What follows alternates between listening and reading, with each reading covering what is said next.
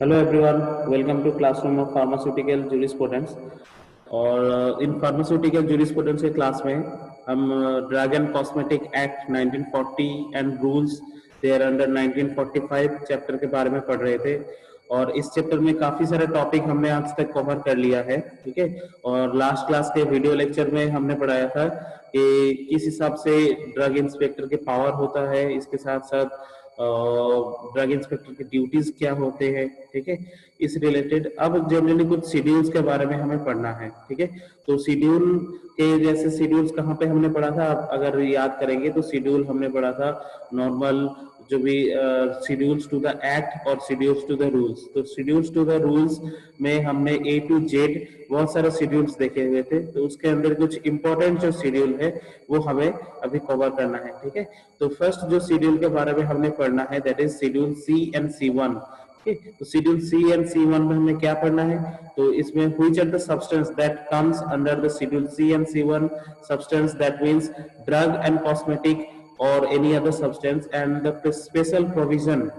तो इसके साथ क्या प्रोविजन है जिसके बेस पे जनरली शेड्यूल C1 ड्रग्स और हर या दूसरे ड्रग से अलग माना जाता है, ठीक है, वो हमें देखना है। तो फर्स्ट इंट्रोडक्शन में शेड्यूल सी और C1 या CI के बारे में हमें जानना है कि ये है क्या। तो इसमें कहा गया था according to drug and cosmetic act and rule it prescribes the list of biological and other special products, ठीक है। तो ये समझना जरूरी है what are the biological and what are the other special products, okay। So biological are generally the substance that comes from a biological source and which are having a prompt activity on our physiological system, okay। So in description or dividing the schedule C and C1 or CI, तो हमें ये पता चलता है कि schedule C includes some of this in injectables form. तो generally ये जो बायोलॉजिकल कंपाउंड्स के बारे में हम बात कर रहे हैं तो उसमें कुछ इंजेक्टेबल्स फॉर्म में ये अवेलेबल है शेड्यूल सी। और C1 में क्या आता है कि नॉर्मली जो नॉन इंजेक्टेबल्स प्रोडक्ट होता है, okay, other non injectables product, उसको हम C1 या CI शेड्यूल के अंदर रखा जाता है। तो जो भी स्पेशल प्रोविजन सी में पढ़ा जाता है that is related to the biological and generally injectables, and C1 के अंदर जो भी पढ़ा जाता है that is the list of substance as well as the special provision for the other non injectable product, okay। तो ये हमें पढ़ना क्या है, so the list of drugs or other substance under the act and the special provision relating to the biological and other special product, ठीक है। तो यही चीजें हम ये स्लाइड में भी कवर करने वाले हैं, आज के वीडियो में भी लेक्चर होगा। प्लीज लास्ट तक देखिए वीडियो को ताकि आपके जो भी कॉन्सेप्ट है सी और C1 रिलेटेड प्रोविजन और लिस्ट ऑफ सब्सटेंस वो क्लियर हो जाए, ठीक है। तो हम इसे क्यों पढ़ रहे हैं, क्यों चाहिए, क्योंकि since this drugs require a special condition for their storage sale and specific licence for sale that is necessary to deal with these drugs, ठीक है।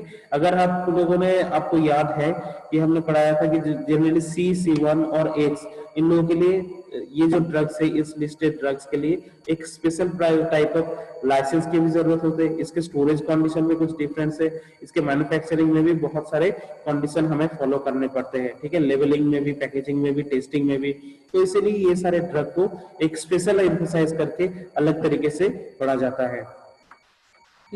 तो शेड्यूल सी के अंदर कौन से ड्रग या बायोलॉजिकल प्रोडक्ट आता है, सेरा दैट इज सीरम।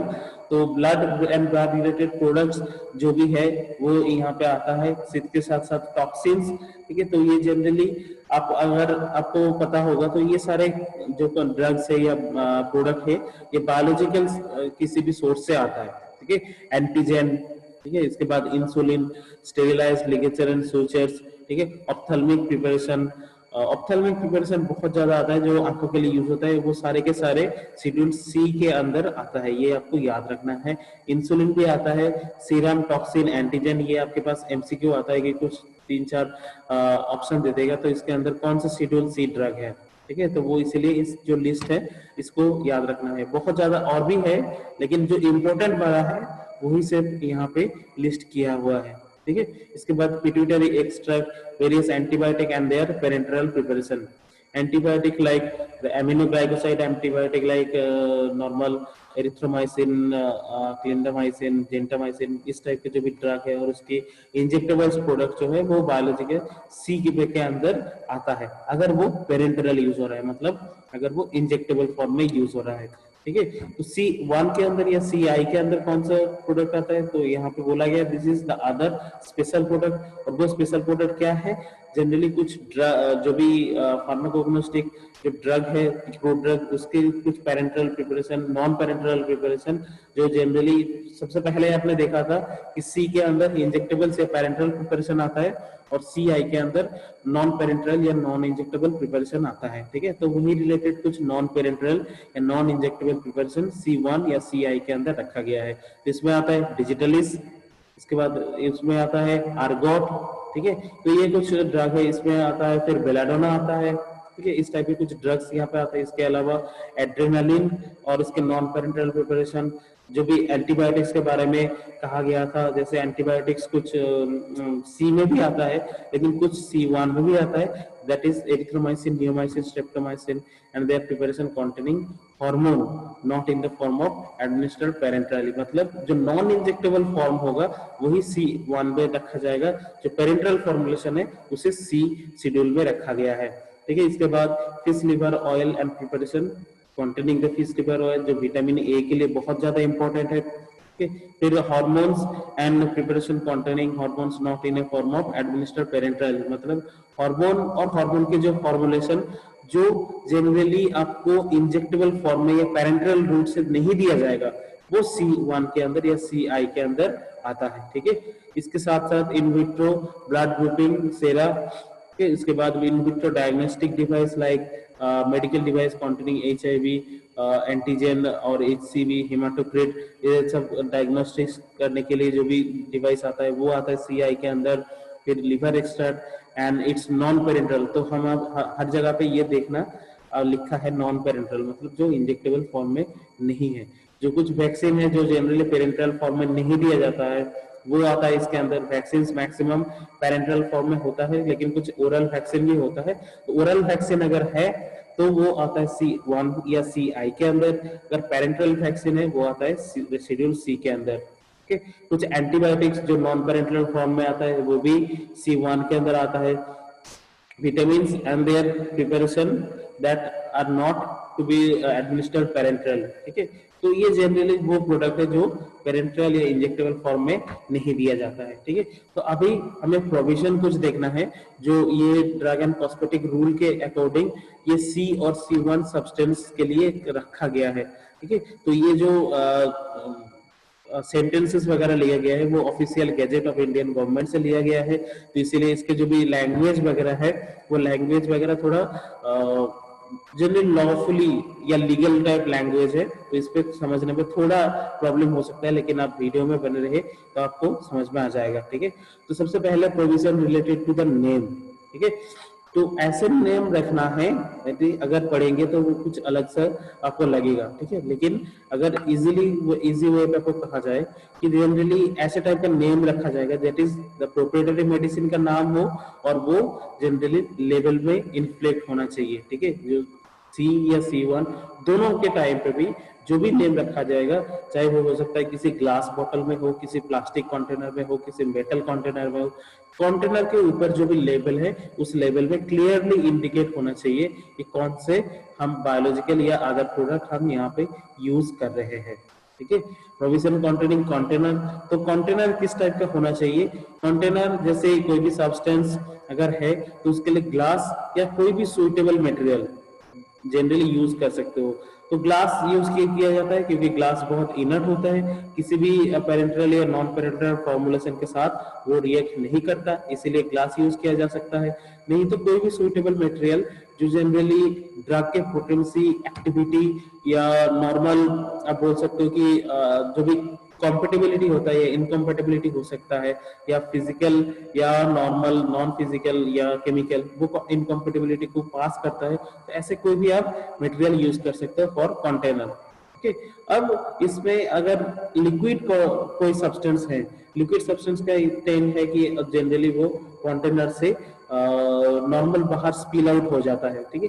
तो उस कंडीशन में उसके सेफ्टी और उसकी एफिकेसी को बरकरार रखने के लिए या नॉर्मल उसकी जो भी स्टेरिलिटी उसको एश्योर करने के लिए या कोई भी टाइप का माइक्रोबियल ग्रोथ ना हो, इसलिए वहां पे कुछ सम एंटीसेप्टिक भी रखा जाता है। और जो एंटीसेप्टिक जनरली जो भी फॉर्मुलेशन है उसके साथ नॉन इनकम्पेटेबल हो या नॉर्मल कोई भी रिएक्शन ना करे, ऐसे टाइप का जनरली एंटीसेप्टिक रखा जा सकता है।